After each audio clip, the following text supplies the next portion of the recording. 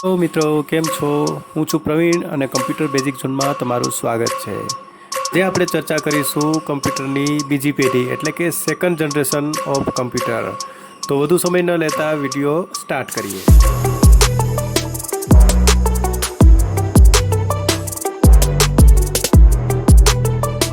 Second generation of computer એટલે કે કમ્પ્યુટરની બીજી પેઢીની વાત કરીએ તો ઈસવીસન 1956થી ઈસવીસન 1963 સુધીનો સમયગાળો છે, જેને કમ્પ્યુટરની સેકન્ડ જનરેશનનો સમયગાળો ગણવામાં આવે છે.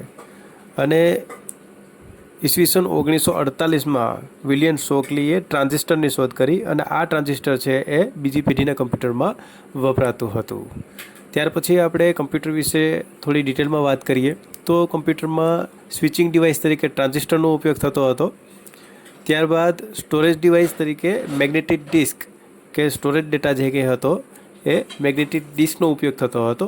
એના પછી કમ્પ્યુટરની ઝડપની વાત કરીએ તો આ કમ્પ્યુટરની ઝડપ 10 માઇક્રોસેકન્ડ હતી અને મલ્ટીટાસ્કિંગ ઓપરેટિંગ સિસ્ટમ સેકન્ડ પેઢીના એટલે કે બીજી પેઢીના કમ્પ્યુટરમાં વપરાતી હતી.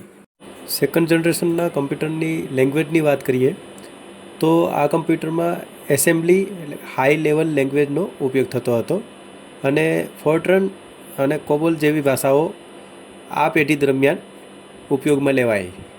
તો આ સેકન્ડ જનરેશનના કમ્પ્યુટરમાં ઉદાહરણ તરીકે PDP-8, IBMનો મોડેલ 1000, IBM 1401, IBM 1404 અને UNI-VAC3 આ બધા કમ્પ્યુટરો સેકન્ડ જનરેશનની પેઢી એટલે કે બીજી પેઢીના કમ્પ્યુટરો હતા.